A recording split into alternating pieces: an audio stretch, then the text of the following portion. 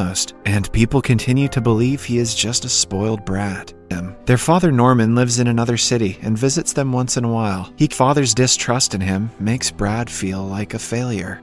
By her friends and relatives, suggesting different absurd methods to discipline. One day, she takes Brad to a new therapist in town. The man asks him about his parent, refuses to believe that, and claims that Brad is in denial of the effect. The only time Norman feels proud of being Brad's father is when Brad plays baseball. Norman brings his sons home immediately to not embarrass himself and cannot stop them. Brad usually gets good grades and is excellent at say. His science teacher brings him to the principal's office for the 100th time. For this cannot help it, but the principal, in turn, calls her a bad parent of his symptoms. She does extensive research on conditions that cause people this. His therapist is also told about the discovery, and he praises Ellen for learning to live with the noises, the twitches, and the attention that comes. More than that, he is distressed that the kid might not have a good future. As him. Meeting them was supposed to make Brad feel better, but it makes him feel has given up on their lives. The kids are homeschooled, while the adult day, he makes it his mission to not be like the people from the support group he's seen and how people treat him. The teachers always send him to the principal, and the class asks to explain his syndrome to the audience and explain what they can do for the same again.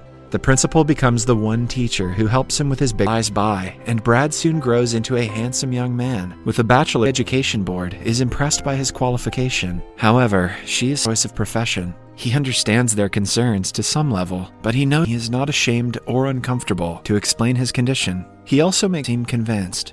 In the end, he is waitlisted. The same thing at all, but none of them land him the job. To take his mind off of stare at them because of Brad's tics. By the end of the night, his date is he will find someone who can see him past his tics. Brad's father owns a concern that Brad cannot survive as a teacher and voices that opinion every chance he gets. But after talking to his mother over the phone, he realizes that the tics principal are already well informed about Tourette's syndrome and do not make Brad to not have high hopes. But still, he cannot help but wish to get the job. Prepare for the class? He couldn't care less about the time and is excited to find his tics. At night, he calls his mother, who pressures him into dating Nord after the first date, like he always has. Following the fun day, second date.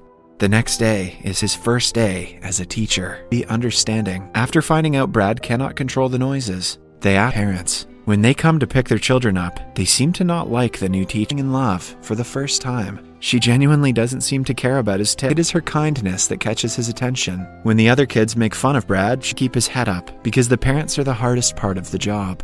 One afternoon, undergoing chemo. Even still, the chances of her survival are in keeping her happy during the last few months of her life. The news promised. He talks to the administration, but they refuse to help him when he sees a bonding moment for the father and son. In the following scene, we see him died and confesses his love for the first time. Eventually, been dreading to hear. At Heather's funeral, Brad refrains himself from going in.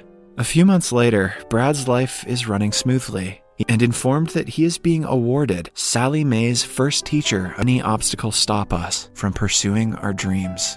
Subscribe for